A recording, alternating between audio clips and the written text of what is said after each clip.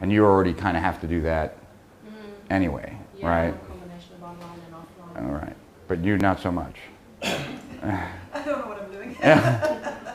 Yeah, you're in a very different from them because they're much more about building up their personality and having that personality resonate with their marketplace. You less so. Well, in a sense, I think I'm trying to figure out how I can apply business stuff to what I'm doing and, make a name for myself. Like, ultimately, I'd like to be a novelist and be able to, have a following and all that sort of thing.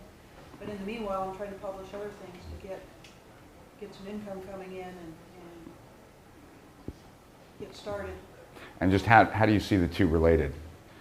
Outside of getting experience, because obviously you'll get experience, but... Basically I just started with the nonfiction just to get the experience and because it was something that was readily to hand that I could get started with while I finish a novel. And I've also got some friends that are in the metaphysical community that I think I can help them publish and stuff. But it's really scattered so far and I'm not focused yet on what I really want to do. So. Okay. And on that note, like when you're writing the novels that you want to write, do they have an underlying theme or message? That's kind of a metaphysical thing. It's going to be suspense, thrillers, kind of an underlying metaphysical thing to it. Yeah, there's, when you guys just look up, like on Amazon, there's a book called like The Traveler, and I don't know who wrote it, Andy something. Are you familiar with those books? They're kind of parables. Is that it? Andy Andrews? Yeah. And so he has a following because of the message underlying the story, right? Not so much, it's a good story, but it's much more so the reason why people buy his second book, if they bought his first, is because of the message that they read that spoke to them. That's kind of what I want to do is have it be an exciting story, but have some depth to it a little bit. All right. Okay, so what I want to talk a little bit about, or what I want to share with you guys is some of the things I do in my reports, since it's just been front of mind, and I think it'll be helpful for all of you. For you, it'll be the same. You're just going to have to, I might have to stop and clarify how it applies. Okay. All right, and if it doesn't seem like it does, then you need to stop me so that I can make sure that it's clear to you, as clear it is to me, because it's clear to me, but sometimes I might not articulate it. All right, so there's a couple of things that I do in my reports that will be useful for all of you guys, right? And so at the end of the day, what I do in my reports is I create demand.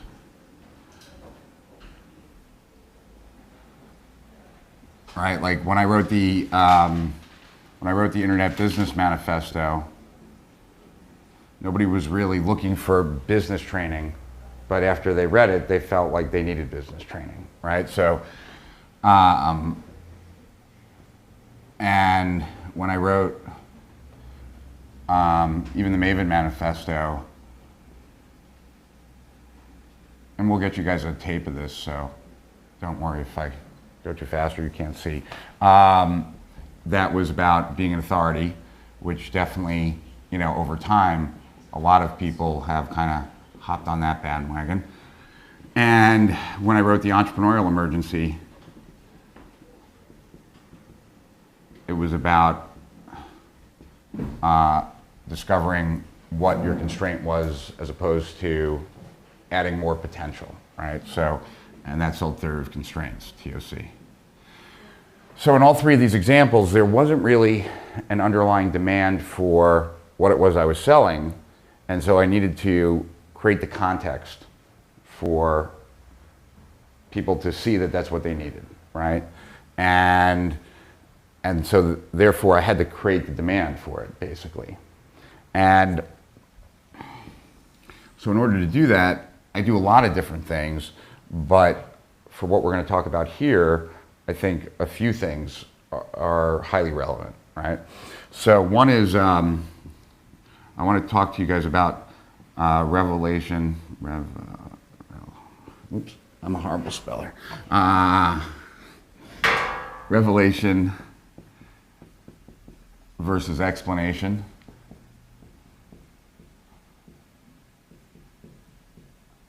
I want to talk to you about possible versus probable.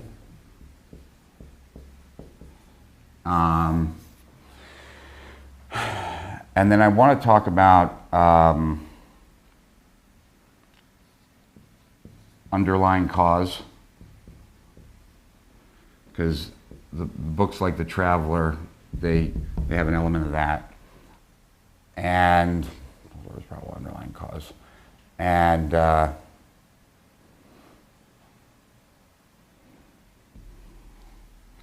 we'll do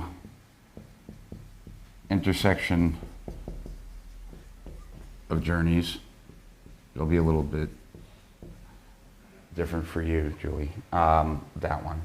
And let's see.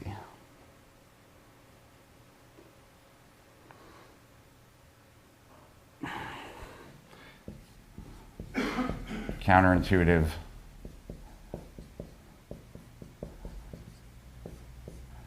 And there's a sub kind of note to that called social currency. And let's just see if there's anything else.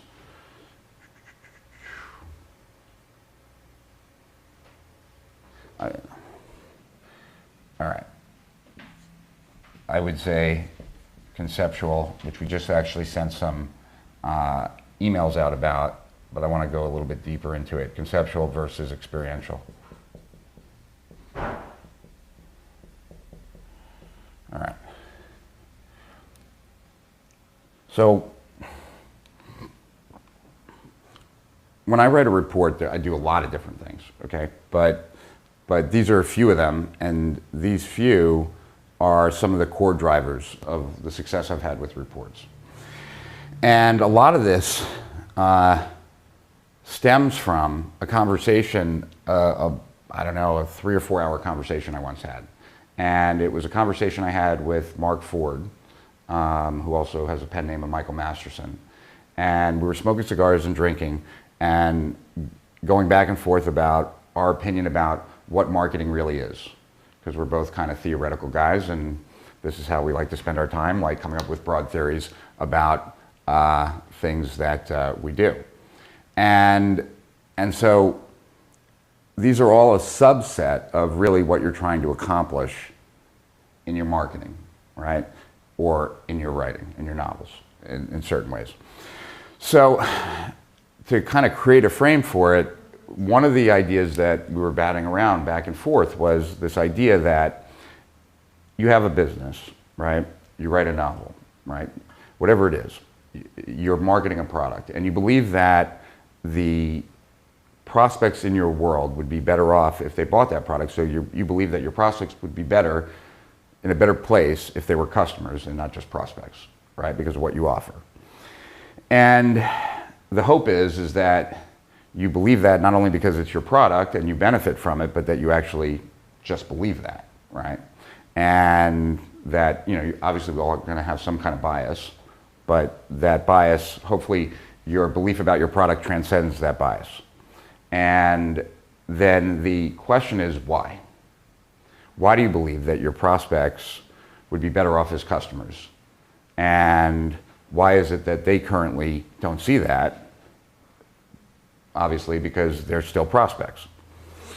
And, you know, Mark and I are talking about this, and, you know, we come to this conclusion that, well, your prospects don't have the same experiences that you have, right? Because if they had the same experiences that you had, they'd also have the same beliefs that you have, right? So part of the marketing equation or marketing process is to give your prospects experiences that you've had to lead them to the same conclusion that you've come to, right?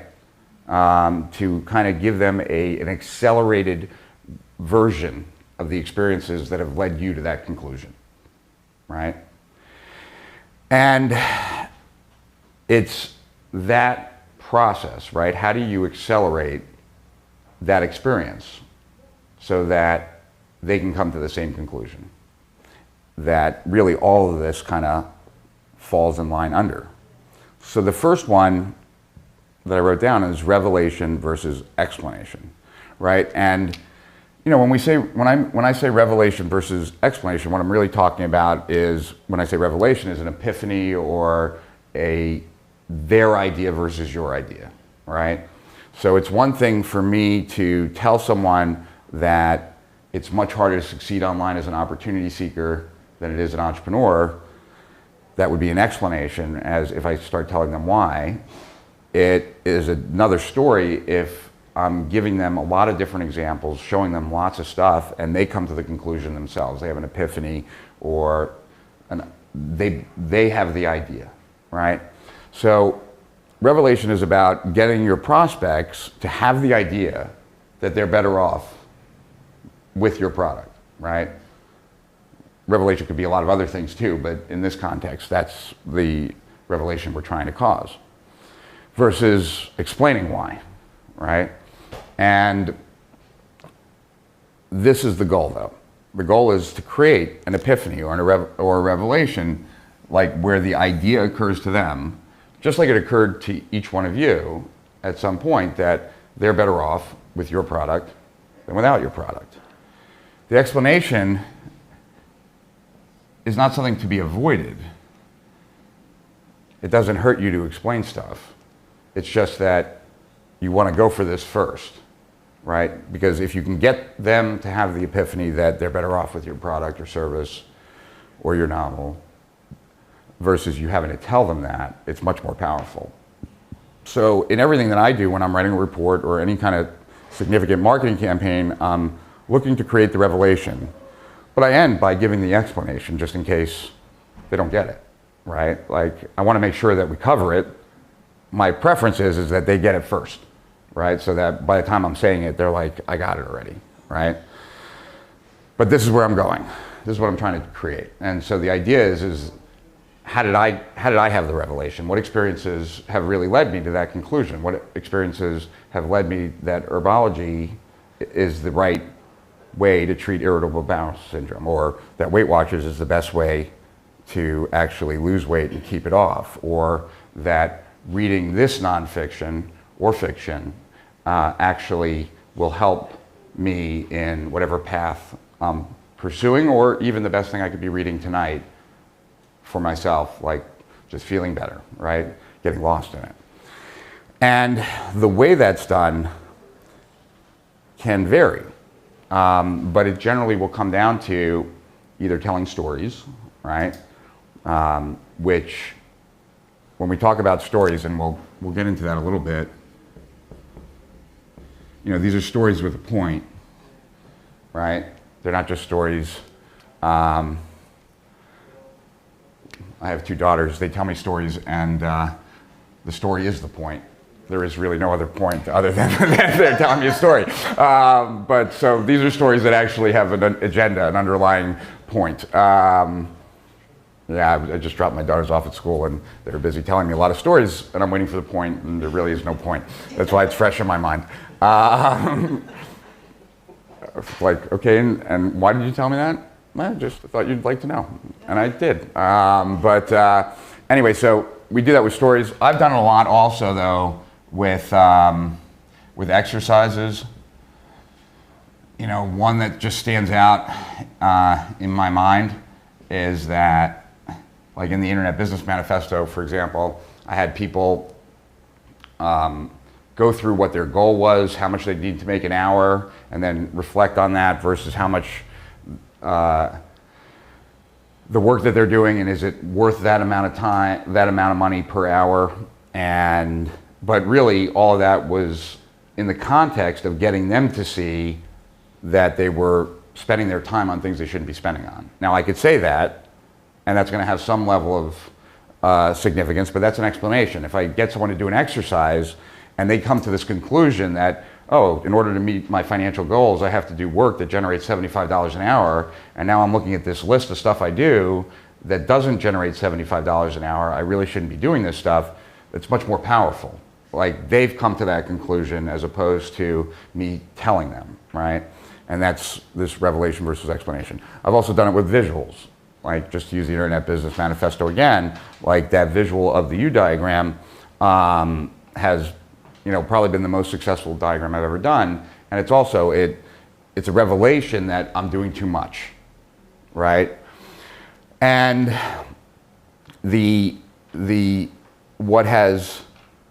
what's been true in all of these reports, less true in some of the others, but the collection of them has certainly been that being problem focused is much more powerful than being possibility focused.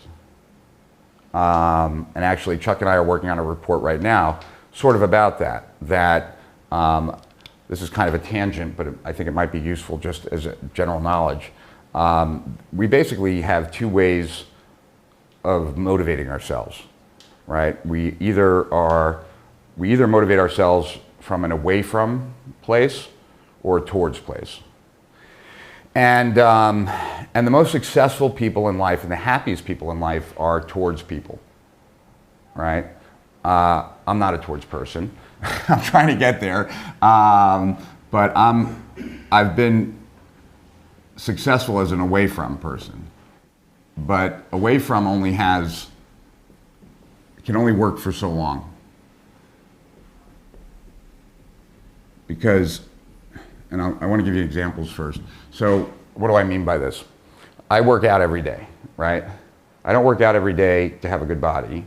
I work out every day so I'm not fat, right? Like, I have a business not so I can have, I don't have any big financial aspiration. I have a business so that I'm not poor, right? So away from is actually a more powerful in the short term, because we're much more clear about what we don't like than what we do want.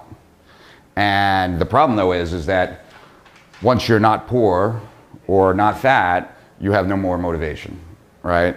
Because you've now moved far enough away from the thing that really bothers you, right? But it is away from is the more powerful way in the short term. And it certainly is more powerful for most, because the majority of people are away from and they're not towards, right? If you ask people what they really want, a lot of times they're not clear. If you ask them what they're clear they don't want, they have a long list of things that they don't want. That's because they're very clear about what they don't want in their lives, and primarily because they sort their lives from away from, right? So the most successful reports I've ever written have all been reports about problems, not about possibility, right? We're much more invested in our problems than what is ultimately possible for any of us. And so when I talk about revelation versus explanation and using stories and exercises and visuals and whatever else, because there are other things down here that I also use for that and I'll explain, I'm talking about a revelation about their problem, right? A revelation about something that you, me, they have struggled with, right? Because that is the most powerful I have found of a revelation, right?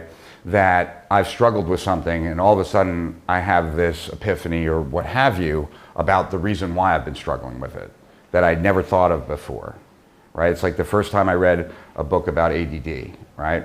I was told by a psychologist that I might have ADD. I didn't really take it seriously because I tend to hyper-focus, not thinking that that's actually symptomatic of ADD.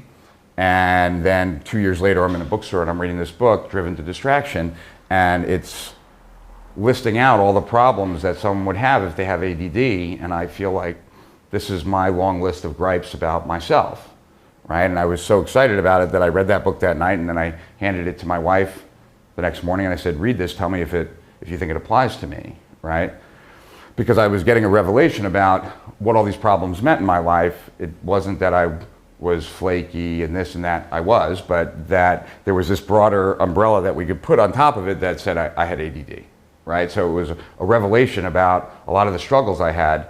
And to me at that moment, it was very exciting because epiphanies generally are exciting, you know, hence these kind of words, epiphany, revelation, they have some emotional impact about the problems that I had been suffering through. All of a sudden I saw in a new light, right? It wasn't any easier to solve them, but I saw them in a new light, and that made me excited enough, right? And so we're gearing for that. Now, one of the things that I've been focused on a lot recently is this distinction, right? Possible, they all interrelate and we'll circle back, but possible versus probable. So there's a lot of things that relate into this concept, but to give the broader umbrella concept, there are many things that we all agree are possible in this world, but we don't necessarily believe that it's probable for us, right? So someone can start a business today and it can be $100 million business in 12 months from now. It's possible, it's been done countless times, right? I don't necessarily believe that I could do it, so therefore it's not probable. It is possible, right? But it's not probable, right? I don't think I can do it. You know, the Powerball lottery, it gets up to like $300 and $400 million. And when it does, there are long lines at the gas stations, people buying tickets. I believe also that it's possible that if I buy a ticket, I could win, but I'm not canceling like my appointments that day and standing online because I don't believe it's probable, right? If I believed that it was probable that I was going to win, I would cancel everything on my plate and I'm standing in that line, right? But because I don't believe it's probable, if it's convenient, I'll do it, but I'm not going to go out of my way because I don't believe it's probable, right? Now, more so for you two, right? A little less for you. It applies to you, but in a different way. So we'll circle back. For you guys, if I've had irritable bowel syndrome for a while, I've done lots of things to try and solve it. And I haven't gotten the relief that I want, or I wouldn't even be talking to you. If I got the relief I want, we wouldn't even be having a conversation. And if I had lost all the weight that I wanted, right? Like I've already bought diet books, I've done Nutrisystem, I've done Jenny Craig, I've done all these things. And if any of them worked for me, we wouldn't be having a conversation. I wouldn't now be looking into Weight Watchers, right? So the biggest obstacle to getting someone to probable oftentimes is their own self-esteem, right? That they've actually tried things before and they haven't gotten the result. So why should this time be any different? And it's valid. That's a valid belief to walk around in the world with, because if you didn't walk around with that belief, you'd be buying everything all the time, right? And we know that most of the things that we buy are probably not going to get us that outcome that we want. And so one of the ways that we mentally opt out of an ad's claim is by, this doesn't really apply to me. You know, it's possible for other people to get that result, but I don't think I can get that result. I don't think that just because, you know, like let's take me for example, just because Rich is successful online, just because he's helped a lot of other people online, doesn't necessarily mean that he's going to be able to help me be successful online, right? So it's certainly possible. I know he's done it and he's done it for a lot of people, but is it probable for me? Right? And if I can't get someone to believe that it's probable for them, then I don't get the sale, right?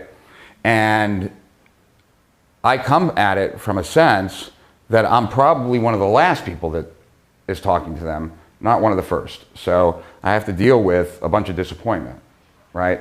And so you'll often see in really crappy copy, well, in my opinion, crappy copy. It could work, but it doesn't work on me. It's not your fault.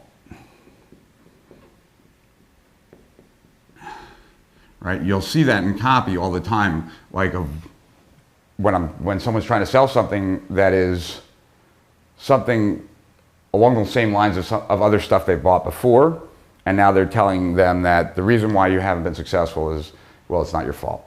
Right?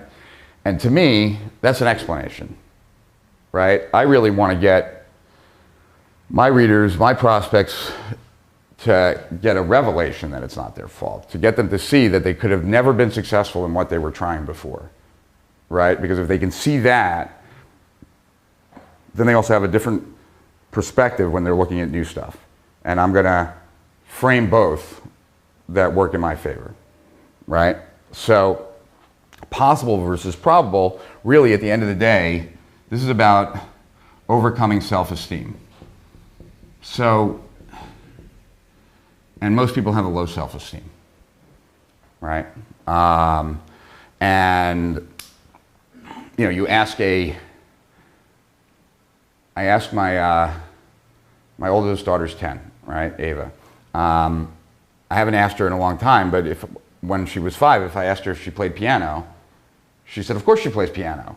Now she doesn't really play piano, but she bangs on the, you know, on the keys and she's playing piano. You ask a kid 15 years old if they play piano, if they haven't taken lessons and they might have even be taking lessons, they don't necessarily believe they can play piano, right? That's because like self-esteem generally goes down, like, you know, as we age. You know, but probable for me is really powerful. And the reason I mentioned that book, like The Traveler, and he wrote another book. I read his other book, I don't remember the other one. He's using stories of people in worse situations than I'm in, right? And having a powerful ending to those stories that makes me believe that the outcome is probable for me, right? So it's same concept, just applied differently, because he doesn't have an agenda of selling me something at the end, whereas my reports do. But he has an agenda about getting the person to believe in themselves and taking action, and he's doing that through a story to create revelations about the reason why I haven't succeeded in the past, and if I did it differently, I could be, and if I did it differently, it could be probable for me, right? So one of the ways that I do that, right? How do I take someone from possible to probable and do it in a way that causes revelations are underlying cause, intersection of journey, and I would say conceptual versus experimental. So I want to talk about these three first. These other books were The Heart Mender or The Noticer? The Noticer is the other one I read, yeah. There's another one too, I thought. There's a new one. Looks like he has a new one come out. He's got several. Yeah, they're good books. And they're actually written about the other coast, about Naples. So it has the Florida vibe, which, you know, if you live in an area, you generally tend to like reading books, or I do at least. I like to read books that are, I'm like, oh, I know that place. So anyway, okay. Underlying cause, which we will get to, well, I'm just debating which I want to start with. We'll start with underlying cause. All right, so I've tried to lose weight before and I haven't. I've tried to get rid of irritable bowel syndrome and I haven't. I've read other inspirational books and my life still sucks, right? So why is this?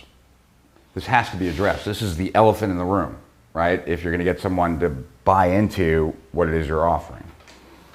And the way I do it is primarily through underlying cause. And some of these other things are a way to get to that. And it's all about getting people to have the revelation that it's not your fault. That the things that you did in the past could not have worked, right? So it's not you, it's what you've done that's problematic.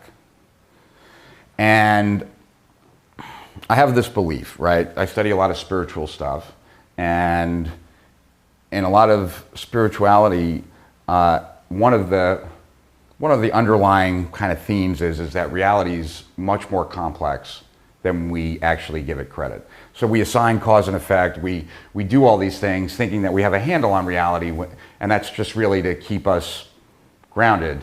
But we really don't know. Like the causes that we ascribe things to are one of many causes, so on, right? Bottom line though is that I'm coming at it from a mindset that reality is much more complicated than any individual really can appreciate, myself included, right? Which means that more often than not, what we believe is the cause of anything is not really the cause.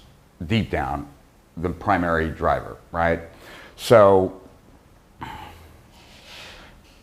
and I could give you 100 biographical or autobiographical examples of my own life where I thought the problem was X, and then later on, when I had greater insight, I saw that that was just a small piece of the bigger problem, right? Whether they're relationships, business, what have you. I was looking at surface issues, and there were actually deeper emotional kind of things going on. So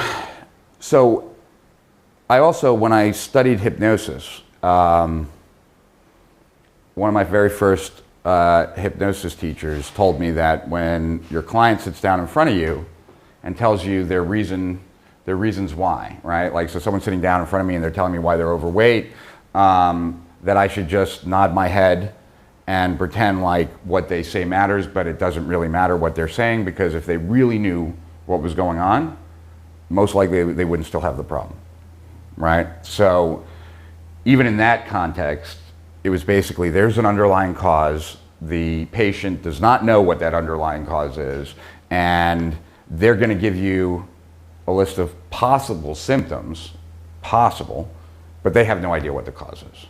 And it's your job to not only surface that cause, then have them deal with it, so that they can then actually solve the problem long term. And that always stuck with me. It stuck with me in hypnosis, but it stuck with me in marketing too, because it was a very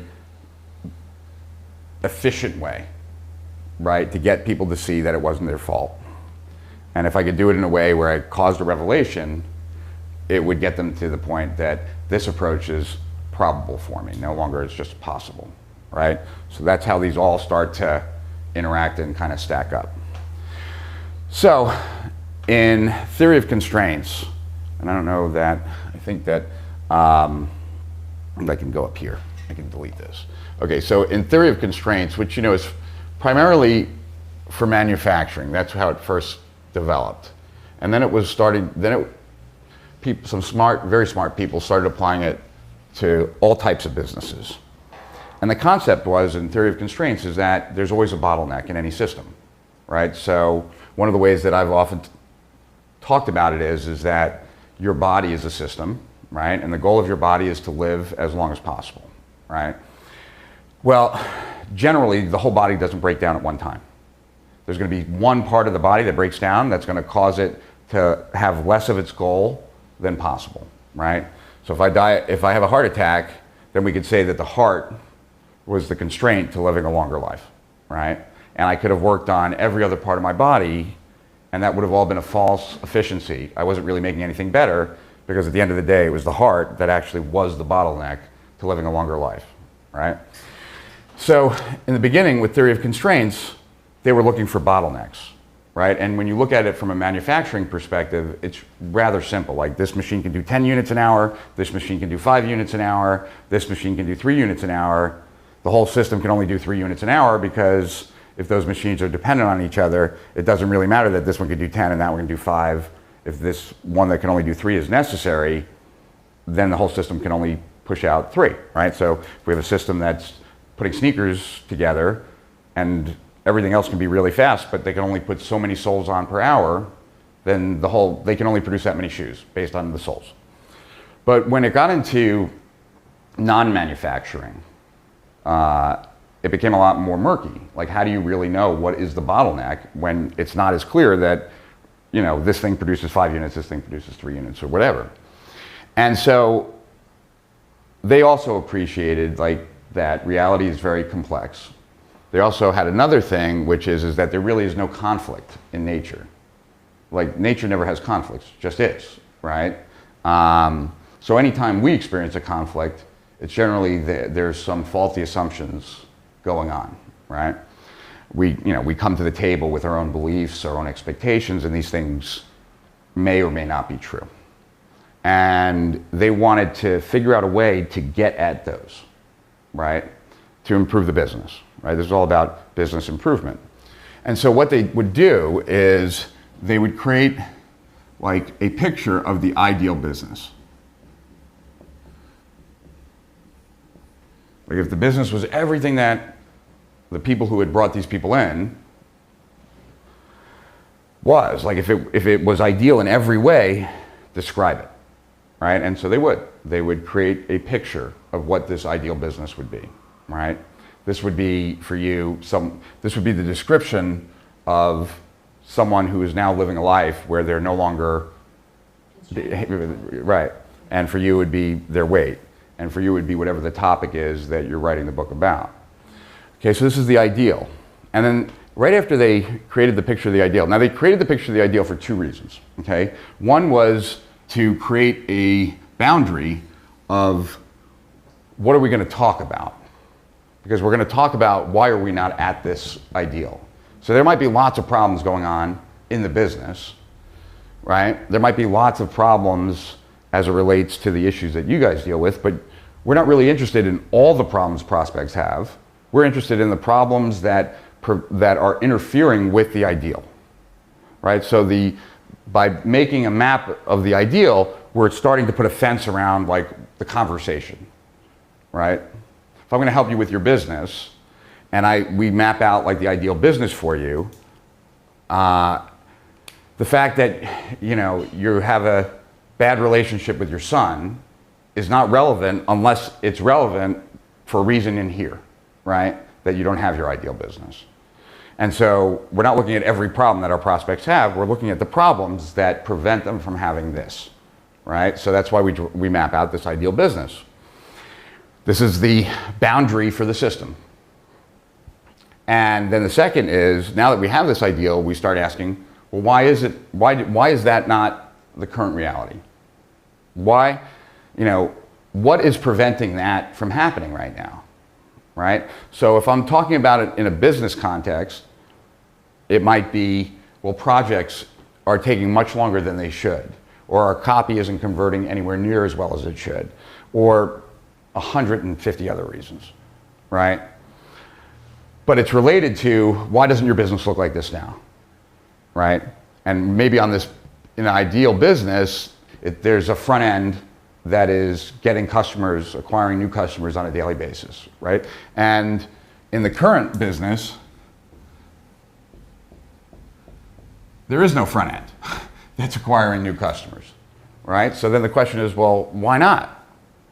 And the business owner says, well, we've done lots of offers, but they've had all a low conversion. So we haven't been able to advertise effectively, and therefore we haven't been able to get new customers, right? So that would be like one reason, right? Low conversion, therefore, right? Can't advertise.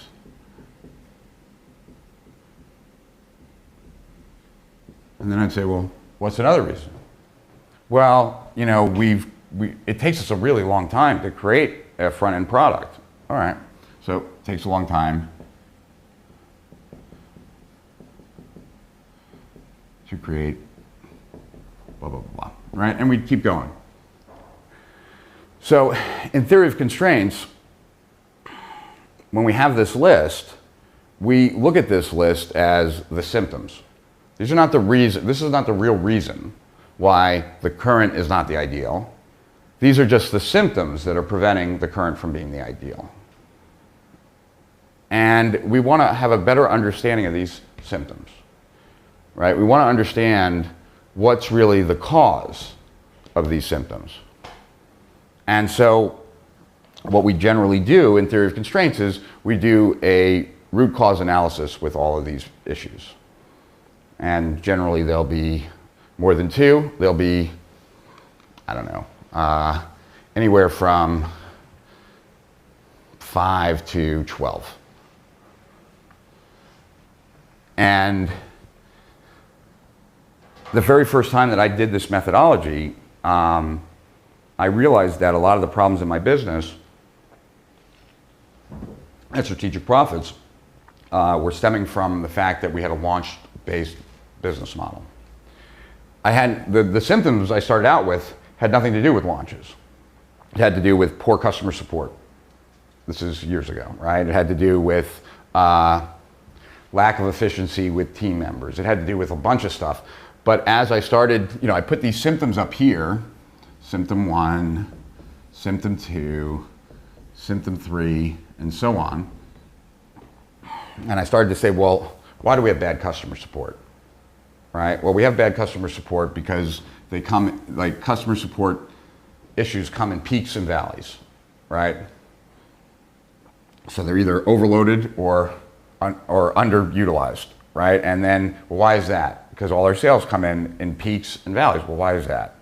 Because currently we don't make many sales outside of launches, and launches, when we do sell, we have an influx of new customers, blah, blah, blah, blah. And why is that, right? And so I just kept going. And as I kept going on all these symptoms, it became very clear that one of the biggest reasons why we were having all these problems in our business, right? Because the reason why, when I had the ideal business and the current business, in the ideal business, we had customers that had a much higher lifetime value, right? And in our current business, we had a lower lifetime value. And when I was looking at those two and asking myself why, what symptoms were preventing it, we had really poor customer service. Well, if we have really poor customer service, then the likelihood of having high customer value is not very good, right? So that's why it got on the board. And then as I started to ask myself why and why and why and why, it came down to launches were really the biggest cause of our customer support problems, because we just couldn't scale and then go back and scale and go back. It wasn't easy for us. And these other symptoms all also kind of related back to launches. And that's generally what happens. When you look at current versus ideal, you have these random reasons that are all symptoms, but when you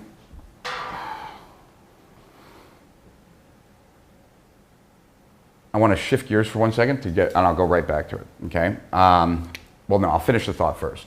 When you stack up all the symptoms and you start asking why, there's something called convergence of cause, right? Which means basically that as you're going deeper and deeper and deeper, you notice that there are less issues actually causing more of the problem. So, I start out with customer service, I end up, because we're launch-based, and then I look at the team being ineffective the majority of the time, and I'm also noticing that that relates back to launches, right? So all of a sudden now, two big symptoms are all being caused by one deeper problem, right? They're converging. The causes are converging into one, right? Or two or three. If you start with 12, you might only have one primary cause, or you could have two or three, but you're gonna have less than what you started with, right? The tangent I was gonna go on is that Jay Abraham is writing a new book with a friend of his, and we've had a lot of discussions about it because it's a book about how to think better, and he wasn't very knowledgeable about this prior to working with this guy who's writing the book with, but I've been very knowledgeable about it, so that's why we've had lots of conversations about it. I was sharing my thoughts about it, and the conversations were about, and like I said, I'm such a bad speller, I hope this is even close, divergent versus convergent thinking, because they're two different styles. And they're both very useful at different times. Divergent thinking is like brainstorming. Let's come up with 100 different reasons why our prospects are not where they want to be, right? Convergent thinking is saying, okay, what do these all have in common? How can we now bring these closer together? So generally, when I'm addressing a problem, I will do both, right? I'll start with divergent thinking, like brainstorming all possibilities, and then I'll reduce it down through convergent thinking. And it's just two different thinking methodologies, right? Here we're primarily talking about convergent thinking. But divergent thinking is useful in dealing with symptoms. Like, what are all the reasons why? So I'm doing all this because I want to find a deeper reason why my prospects haven't had the success that they're searching for, you know? And the better I'm able to do this job, the easier it's going to be to create the epiphany or revelation that it's not their fault. So I'm going to give you a total hypothetical made-up example, right, that has no truth in it, just because it's one I've used many times before. And that is, let's say that you have information overload, you've got papers all over the place, you hoard stuff, clutter, your desktop is a mess, you've got about 20,000 emails in your email box, and you've tried to get a handle on this, and yet up to this point you've been ineffective, right? You've done getting things done with like the pretty colored folders and the nice printed out tabs. You've done the Franklin Covey planner, and you have had that. You've done all these things, and you're still not anywhere further along.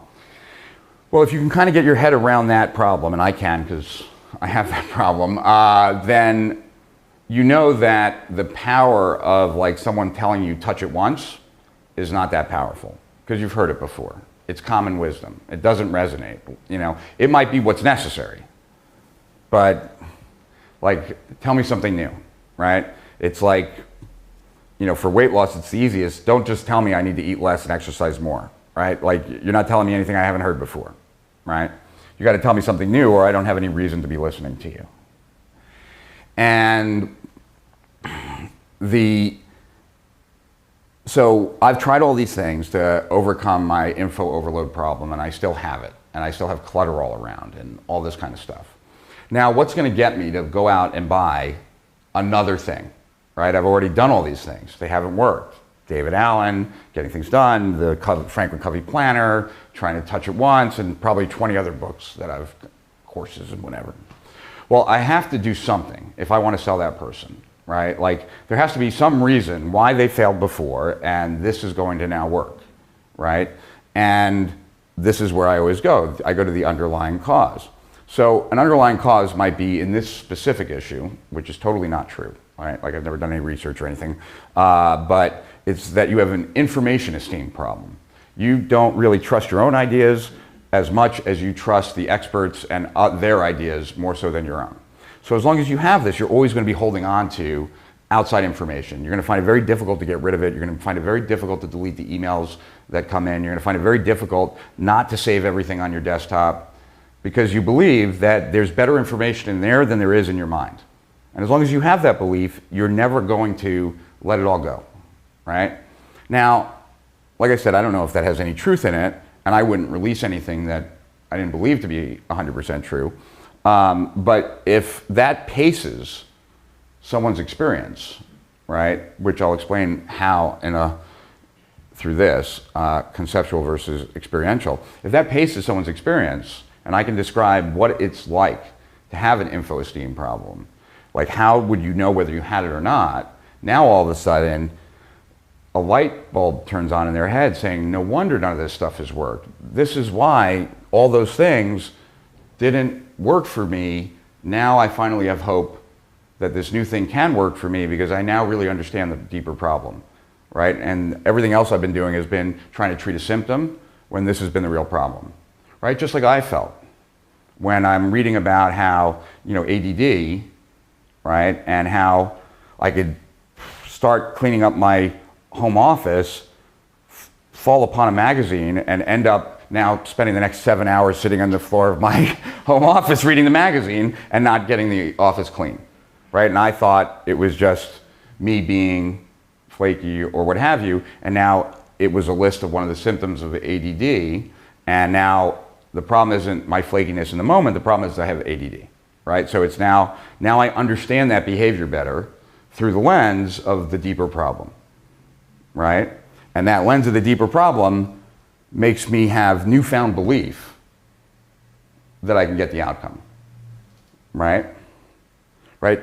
So the Driven to Distraction book didn't tell me that I had ADD. They just painted a picture of these are the things that people with ADD have. This is what they do. This is how they experience life, right? And as I'm reading this, more and more, it's becoming more and more clear to me, I have ADD, right?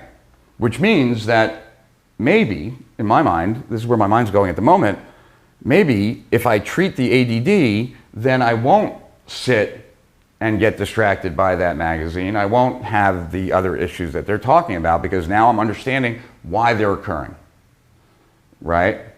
And now that I understand why they're occurring, it's also explaining why the stuff I've done in the past has not been effective, not useful, right? Because they didn't address the core problem. So I'm hoping that these are starting to gel, like in your minds, right? That by getting someone to see that there's an underlying cause, right, to whatever problem that they're experiencing, right, it gets them to have the revelation that everything that they've done before is not their fault, right? And because they have that revelation, combined with a new perspective, they go from possible to probable, right? Like when I was reading that ADD book for the first time in years, I thought like I might be able to actually get a handle on this stuff, right? Later on it occurred to me that it was probably going to come through drugs and medicine and that, but in the moment, I didn't even think about that. I was just so excited about the fact that all these things that I'd been struggling with could potentially be solved, right? And that was such a powerful experience for me. How that could be solved didn't even occur to me. It was just, they could be solved, right? And so all of a sudden, I had a boost in self-esteem, right? Because I was realizing that these could be solved in a way that I had never considered, that I had never tried, which is why these things in the past hadn't been probable, and now it could be. Okay? So, I'm going to go here first, conceptual versus experiential, and then we'll go to intersection of journeys, and then we'll talk about counterintuitive and social currency. So, conceptual versus experiential. And this actually, this is the difference between tell and show. So I have a thesaurus in my back office, right? And it's called the Emotion Thesaurus. And it's for novelists. And it's for novelists to be able to show more so than they tell. So instead of saying that, you know, telling would be, you know, John was nervous, right? Nervous being what we're telling them. If I look up nervous in this emotion thesaurus, it's going to say all the ways that someone would display nervousness, right? So their heart starts palpitating, right? Dry mouth, you know, beads of sweat form on, you know, their brow. Their voice gets a little shaky, you know, all the ways so that if I wanted to have a character display nervousness so that the reader could have the revelation that the person is nervous, not the explanation, John was nervous, right? This is the way I would create that, right? So, one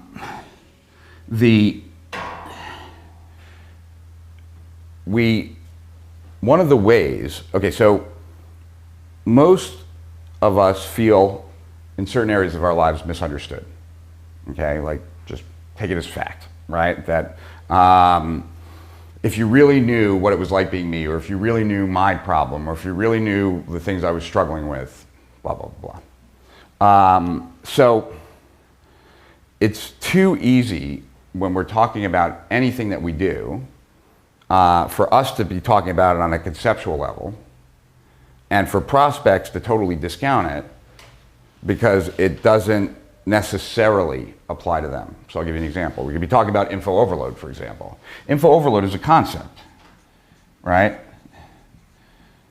How do you know if someone really has it?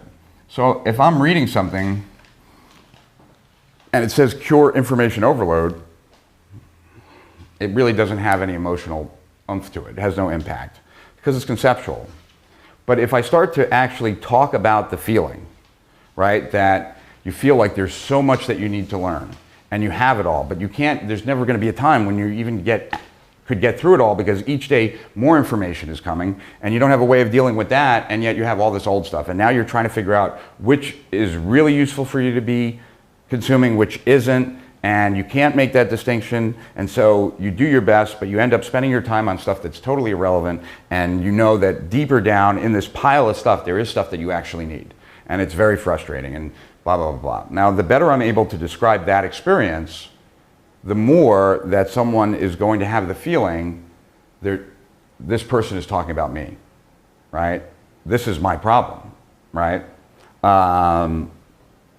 You know, it's one thing for me to read in the ADD book, gets distracted, right?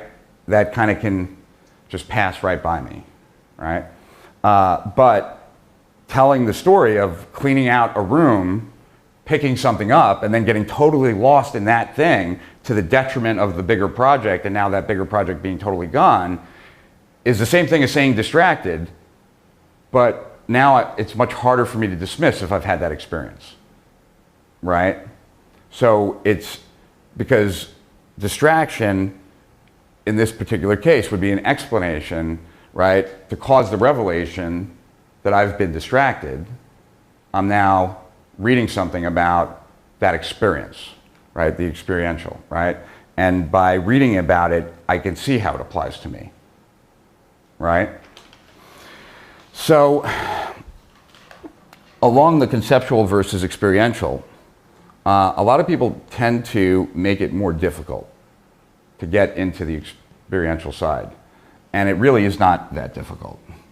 And the reason it's not that difficult is because if you embrace this belief, it's from a quote that has been attributed to too many people, so I really don't know whoever said it, but it's that which is most personal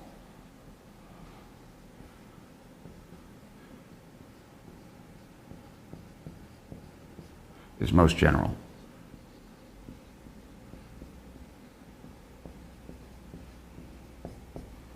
Right? And when I read that quote, to me, what it meant was that the things that I believe are most personal to me, the struggles I have, the doubts about myself I have, the fear I have, what have you, the things that I'm least likely to share with others are the things that they are most likely to have experienced themselves, right? And so a lot of my best reports, the best writing I've done, is when I have written about my personal experience in a way that I wasn't even ascribing it to myself. So I was talking about it in third person. Many people will have this experience, right? I didn't even share that it was my experience at one point because I didn't feel the need to, right? It wasn't useful for that explanation for me to ascribe myself to that situation. But by describing it, readers would read it and be like, he's talking about me, right?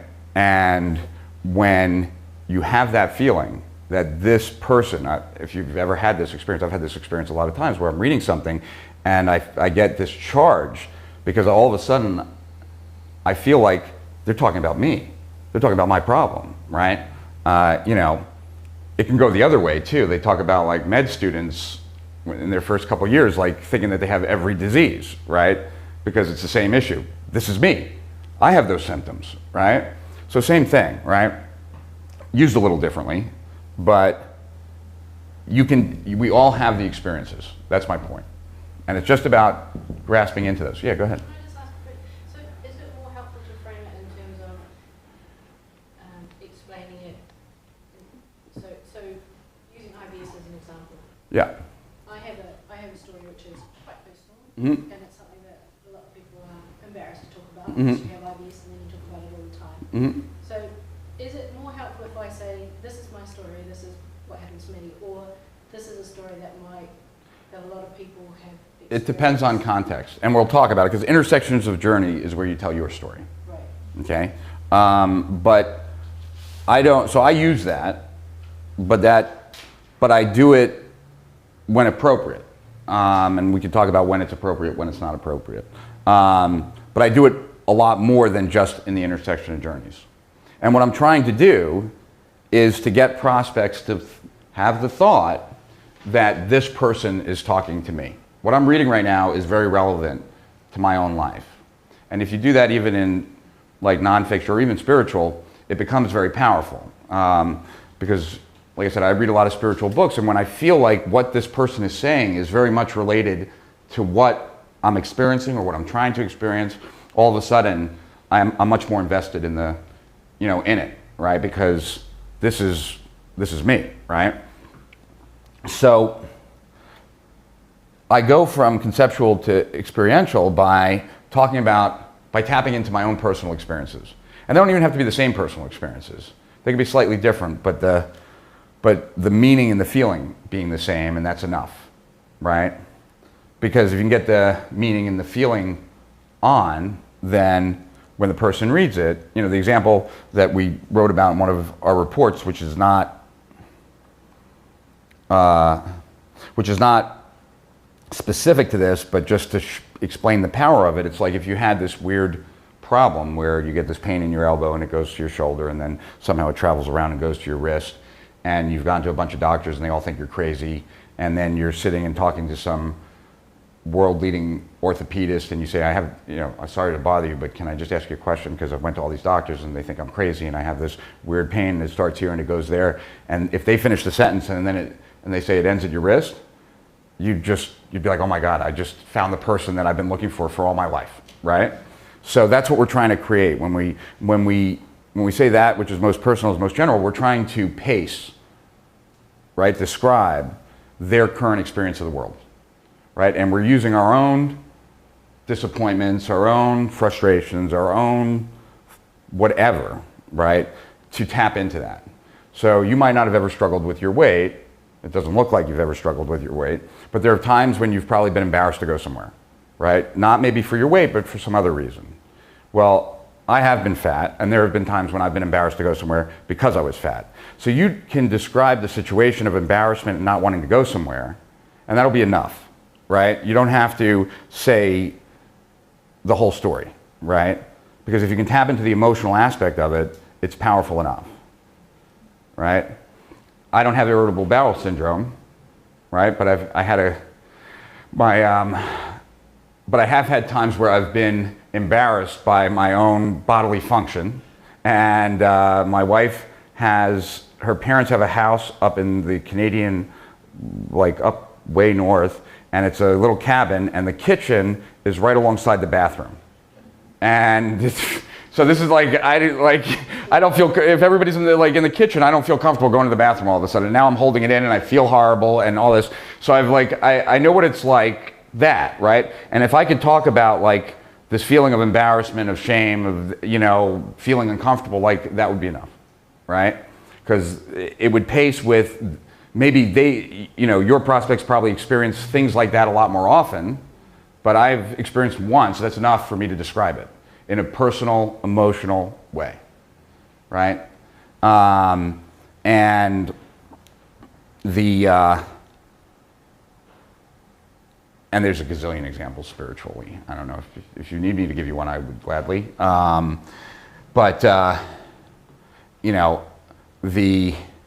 Under the context of happiness and not feeling happy and trying to appreciate fully why I'm not feeling happy, even having knowledge that I probably should be happy based on everything, and now a description of you have all these things in your life, you think that this was what was important to you, and yet you find yourself sitting there like surrounded by your stuff, right? Things that you all thought at different points in time were going to bring you to happiness. And yet here you are sitting here not wanting to engage in any of those things and wondering why, right? Wondering what is it finally going to take, because you're looking at all these things that you thought were going to make you happy and you're not happy now. You were happy maybe when you purchased them, but now time has elapsed and all these things that you thought were going to bring you happiness have not. And you're sitting here somewhat alone in your unease, knowing that you should be happy, that there's nothing preventing you from being happy, and yet you're still not happy, right? Now, that's going to resonate with someone who's had that experience, right? So that's the point. Like, it's taking a concept, unhappiness, embarrassment, you know, whatever, and breaking it down to making it more real, making it experiential. Because it's much, if you can, I want to circle back for a second. When you're talking about something that's experiential, if the person buys into it, like, that's happened to me, right? You've also gone from possible to probable, right? Because now, when I'm saying that this is possible, right? And you now have an understanding of why you haven't gotten it before, right? And I'm also making it clear that I'm talking to you specifically because I'm describing your experiences. Now I start moving more and more to this is probable for me because this person's talking to me. They're describing my experiences, right? They're telling me the reason I haven't been successful before, and that makes sense, right? And they're saying, you know, when I do underlying cause, I'm saying, I'm giving them this underlying reason, and then I'm also saying, you know, if you might have tried this, that, or the other, it probably didn't work for you. And here's why, right? You have this info. So now, whether they tried it or not, if they have tried it, they're now saying, okay, this person gets me. They're explaining why, like all the other things I've tried haven't worked, right? And all of a sudden now, there's a shift in me, right? Because I understand this deeper reason. This person's also explaining stuff the way I've experienced it. It becomes very powerful, right? I get now all of a sudden that it's totally not my fault. Like, I can actually solve this. I've just been going about it the complete wrong way. So that covers, you know, for the most part, we'll circle back, but it covers these. So intersection of journeys is more your story. It's what you're talking about. You might not have this story, but you could always use somebody else as an example. And same with you, depending on the topic of the book, right? But the goal is to also help go from possible to probable, to give some legitimacy to whatever underlying cause that you believe is the real underlying cause, and to give you a space to talk about the experiential is to tell your story, right? And the goal of telling your story is, you know, if this is your story, right, and we could make it on the way up, like to show that it gets better, but it's not really important. We want a story that the prospect, like, can identify with. Like, there are parts of the story that make them feel like this person's lived what I've lived, right? This guy Andy does it in his books really well, like, you know, and it's not hard. Like, once you really grasp like what's going on here, it's the concepts that once you understand the concepts and when you're reading the books, you're now not only feeling the feeling, if it's effective, you're now understanding why you're feeling the feeling, right? If that makes sense. So, you know, in my webinar, for example, but in my webinar, so if you read the manifesto, I don't have really an intersection of journey. I talk about it a little bit, but I don't harp on it. And I'm much more third person biographical than I am autobiographical. On the webinar, I'm much more autobiographical. And I go through these 9 different like pain points that I went through. And the goal of that is to have a intersection with their life. And maybe they all intersect, and that would be phenomenal, or maybe a few intersect, which is good enough, right? Because especially if I'm describing these points in an experiential way, then what tends to happen is that, you know, okay, I'm the expert, so they see me up here. They feel down here. And if they get a sense that I was where they are, then that also makes it easier to believe that they can get there, right? Because the implication is, hitch your wagon to me, because I have been exactly where you are, and I'm here now. I can help you get here, right? That's the whole underlying premise of having an intersection of journeys. The reason to tell your story is so that they see themselves in your story, see where you have ended up, and now can just automatically, the leap happens in their mind. This person can take me there because they understand me. I've had the same experiences they've had, right? They've had success, right? I now understand why I've been failing, right? And I've had numerous revelations about some of these issues, and also they're describing it in a way that really fits with my experience. And yet they're here, and I'm here. This must be the person I need to get information advice from, right? And like I said, it doesn't have to be your own story. It could be a story of someone who you've helped, right? Or what motivated you to get into the business in the first place. You know, an overweight mom, overweight wife, girlfriend, brother, sister, whatever. But they were able to make the change. And if you describe the situations in a way that it fits with their reality, same thing, right? So that's the intersection of journeys. And you'll probably, if you in your novels, that'll actually be something that you might want to really get your head around, because the more that you're able to pace someone's experience, the more they're going to buy into any book. There's in hypnosis and in NLP, there's something called pacing and leading, right? And if you hear someone that's really, really good at it, they're incredibly effective at persuasion, right? And what they do is they'll do like pace, pace, pace, lead. I'll give you an example in a second. Pace, pace, pace, lead. Then pace, pace, pace, lead, lead. Pace, pace, lead, lead, lead. Pace, lead, lead, lead, lead, lead, right? So pacing is like the current experience.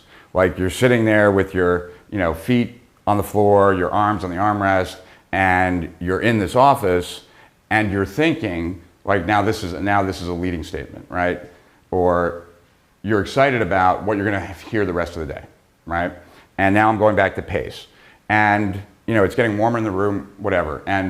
But someone who does it well, I can't do it well, or I would go give you a full example. Someone who does it well, every time they're making a statement about what you're currently experiencing, it creates a little bit of momentum in what you're listening to, and then they're throwing in this additional statement that's not entirely true yet, but it's now surrounded by more pacing statements, and so it starts building momentum and pushing you in the direction of where they're saying the leading statements.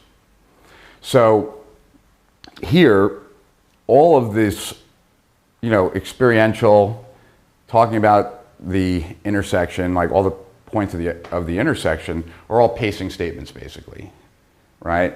And the underlying cause is giving them a new context for a lot of the things they've experienced. And the leading statement is getting them to see now that it's probable for them, right? By showing them examples of success of people who've had the same issues and your own and all those kinds of things. So it's incredibly powerful. I mean, that's why, there's so many types of stories of like rags to riches and stuff like that, because we like stories like that, right? It gives us hope, right? And hope is a really powerful part of this entire process. Just to go back to my ADD experience, when I was reading in that book, all of a sudden I had newfound hope that I could finally overcome these things because of the way it was being described, and it fit my reality, and right, like all of a sudden I was feeling more and more hopeful, right? So the webinar is a pretty good example of it. I'm trying to do two things at the same time. I'm trying to remove all hope from the current approach while building hope in a new approach, right? Because great book by Eric Hoffer, I forget the name of the book. I can pull it up, I think. I might have even given it to you guys. But people can't live in a state of no hope. It's one of the most destructive places to be, right? As long as we have hope, we can kind of deal with a lot of crap.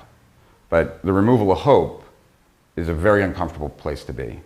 And so when I'm taking someone through a webinar or something like that, I'm trying to remove all hope of the current approach, like that, or all the approaches that they've tried before, which they're willing to give up hope on because it hasn't worked anyway, right? And then, but remove all hope that it will work and then provide a new thing, right? So that, like, you want to latch onto it, right? Because that's kind of, at some point you get hopeless, right? It might be the 20th diet. It might be the 20th time management system I bought. But at some point, you lose hope, right? There's a seed of hope that you're someday going to find something, but you're in a bad place and about that issue. And if someone can provide new hope, it's rather exciting, right? Like, you feel rather different. So these are all elements that I use in writing a report, but really in any kind of marketing message that I do. You'll see me use a lot of these different elements. Not possible to probable, because that's not really an element, that's really what I'm aiming for. But underlying cause, the whole opportunity seeker thing is an underlying cause, right? It creates an umbrella around a lot of behaviors. Just like ADD is an umbrella around a lot of behaviors, right? They can't test for ADD. So it's described by just a lot of behaviors, right? I'm reading a book right now about sociopaths and psychopaths, and same thing, there's no blood test for a sociopath or psychopath, it's all behavior-based. So by taking a group of behaviors and putting a definition on it, which is what psychiatry does all the time, right? That's why the DSM-V has grown from like this to that. There are all these conditions that they have no way of ascribing whether someone has it or not, except on symptoms, and those symptoms are all behavioral, right? So that makes it very easy for marketers to do the same, because that's what they're doing in pharmacology as well, right? So does that make sense? That could be, okay. All right, so then the last thing that I just wanted to share with you, because it came up yesterday, and I never really described it this way, so I thought I'd like to for you guys. Someone asked me why some of my reports have gone pretty viral. And I believe it's a combination of these two things. And I've spoken about both of these things. Most of the time when I speak about them separately. But I think there's a compounding effect of these two things. And one is counterintuitive content, right? And the other is social currency. So let me first just kind of describe what they are. Counterintuitive content is the opposite of common wisdom, right? So when Atkins, Dr. Robert Atkins first came on the scene, and he said, you can eat, don't eat carbs, eat fat and protein, and you're going to lose weight. That was very counter to what everyone else was saying. So it automatically gets people's attention. Like, what? Right? Like, there's an ad, there's a magalog that is an Agora magalog that says, it's like a doctor on the cover, and it's like, smoke cigarettes, drink coffee, and stop drinking water, and live to 100 and some odd years old. It's such a counter proposition. You're like, what the hell is this guy talking about? And then you see that he's a doctor, which makes it that much more counter, right? I tell, I have this process where people can work a lot less and get a lot more done. So cut your hours in half and double your productivity is somewhat counterintuitive. How can you do that, right? So counterintuitive is anything that is not expected, really, right? So anything that is a juxtaposition of what would commonly be expected. Spend less time writing, but write more. Or, anything that just doesn't jive with what we've heard before, right? Fight a cold by going outside without a jacket on. Like, how does that happen, right? So counterintuitive what I found when I was writing reports was that counterintuitive content, and I've tried to put counterintuitive content in every single one of my reports, is that it gives a reason for people to read.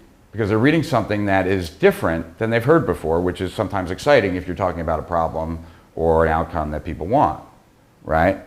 So just the fact that it's counterintuitive is useful from that standpoint. But there are other elements to it. Another reason why I always use counterintuitive content, or try to, is that there's a underlying subtext to using counterintuitive content, which means I know things that you don't.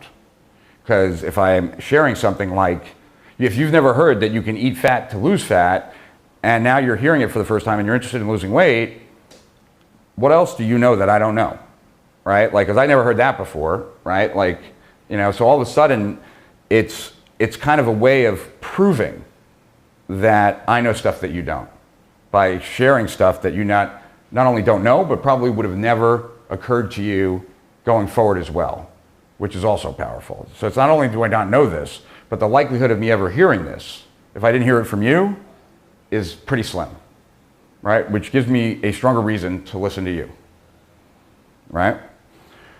Now, you know, it's on the blog, and I think we've put out some emails about like the steps I go through to create counterintuitive content, so we don't really need to go in depth there because they're all like publicly available. But social currency, I've talked about, but I haven't talked about in a while. And social currency is, as it kind of sounds, it's currency that you can use in a social basis, kind of as a conceptual idea. So a joke is social currency. If I tell you a funny joke, and you know it's funny, and you feel it's funny, and you remember it because you want to share it with other people, that's a form of social currency. When you share that joke, I've just given you something that's like a social lubricant that you can use, and when you share that joke, people will think you're funny, right? So it's social currency. You know, and it doesn't only have to be something funny. It's like you could read something very fascinating about whatever your friends are interested in, and now you know this thing, and you're gonna talk about it the next time you see them. It makes you a more interesting person, so knowing that thing makes you more interesting, right? So it's a form of currency in the sense of that it has worth, and it has worth in a social context. Well, counterintuitive content, when related to an area that our prospects, readers, what have you, are invested in, right, when done appropriately, is social currency. So one of the reasons why the manifesto went viral was that there was counterintuitive content in it that when the reader read it, they felt they were more knowledgeable about certain things than their friends and peers, and they were interested and eager to share those things because it made them more interesting to share them. And then at some point the conversation went to, where did you learn that stuff? Oh, I read this free report. So they weren't sharing the report because, for me, they were sharing the ideas that they got in the report because it made them more interesting and seemed more knowledgeable. And by sharing those things, it led people back to the report, right? So these two are very much in line.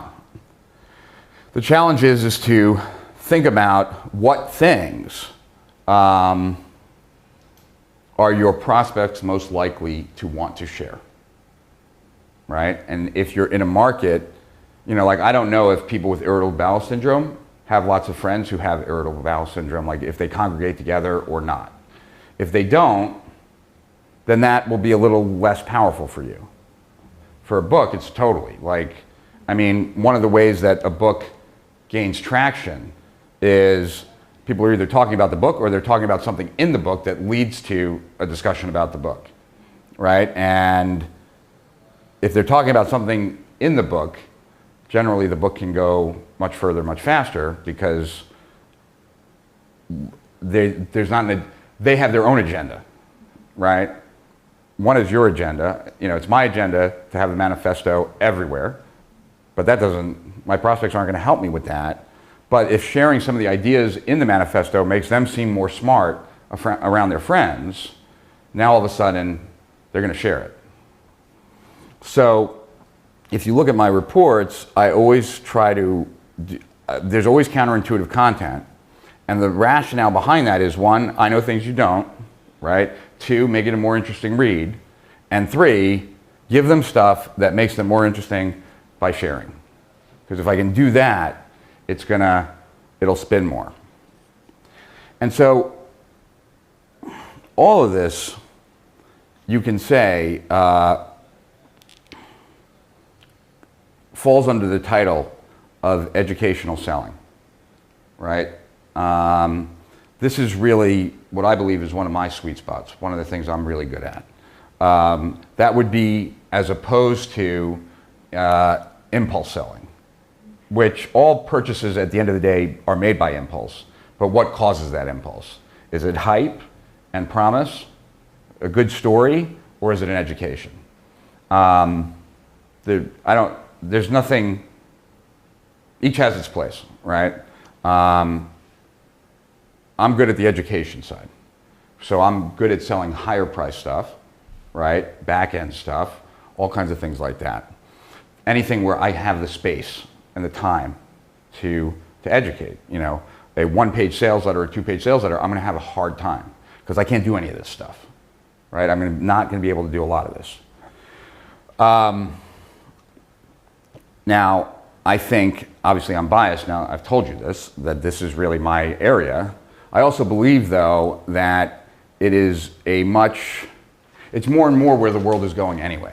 When people get online, they're less looking to be sold. They might want to buy something, like go to Amazon, buy socks, buy, you know, whatever. But when they go to a website, they really want to be educated. They're looking for information. And once someone is looking for information, they're in my realm now, right? I can now have them go through some of these things in a way that works for me. And so we've covered all this, and I just want to cover one last idea, then we'll take a break, and then I guess we'll go into each of your businesses and kind of talk about it. But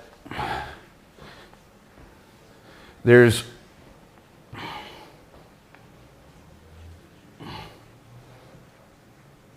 ideally, you want as many roads that kind of lead to your business as possible.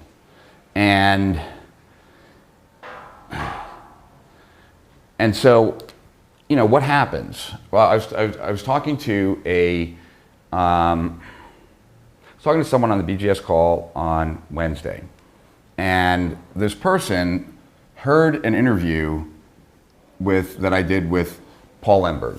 So Paul Lemberg had interviewed me. We did like a 3-hour thing to his list because he hadn't done anything for his list in a long time, and he asked me if I could just do him a favor, and him and I'll just kind of talk business. I was like, yeah, sure, no problem. So they heard that, and they were interested in what I had to say.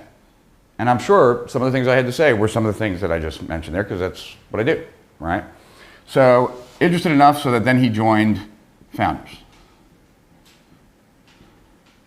And then after Founders, he was in Founders for a while, he joined BGS. And he's considering now like one of the higher end things, right? So this is inside the business, right? But outside the business, we have a lot of different places where we are, right? Facebook, YouTube, there's tons of blog posts on other people's sites about many of my reports, and so on and so on and so on, right? So it's kind of like having all these circles out there, like breadcrumbs leading people to our business. You know, and I talked about this a little bit in the Profit Hacks kind of launch.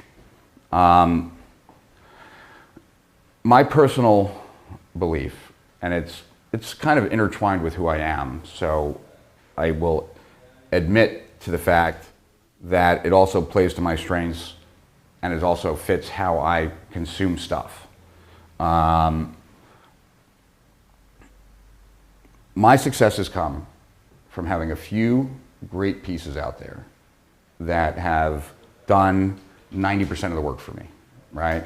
So that's like, you know, whatever, the manifesto, the Attention Age Doctrine 2, and stuff like that. And they've stood the test of time long enough that, you know, maybe it shouldn't be here, maybe it should be here, because then there are other bloggers have written about it, right? And podcasts, they're mentioned in podcasts, not only ours, but other people. And so it creates these great things, create a flood of other people talking about it, create links back to us, right?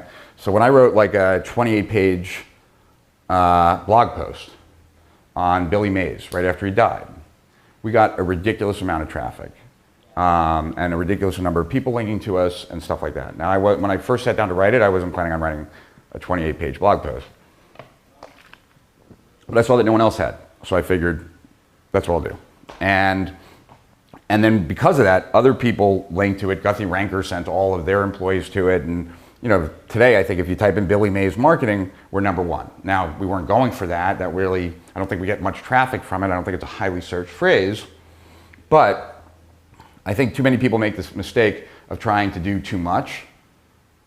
And my experience has been that we've gotten our best results from the few great things that we've done, right? Where we covered all those things, plus some others, in one package of information, because it resonates on such a deep level. And I think that because most people don't take that approach, it makes you stand out that much more, right? That when someone comes across something that's substance, it's incredibly powerful, because so much of stuff out there is, as someone who reads a lot, like it's very clear to me within the first 2 chapters of a book, whether this book was written by someone who just needed to write a book or someone who loved the topic so much they wanted and needed to write the book because of that, not for just positioning purposes.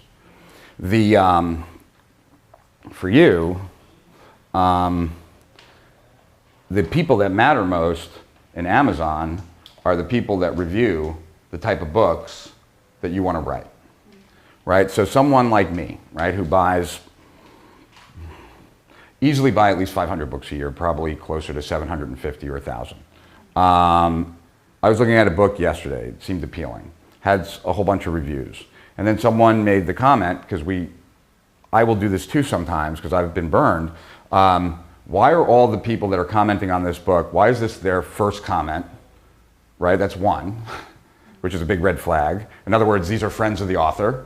They've never commented on any other book before. Now all of a sudden they feel this compulsion. And they all came within a 2-week period of time, right? Now this book, big red flag, right? Like, because it doesn't make any sense, right?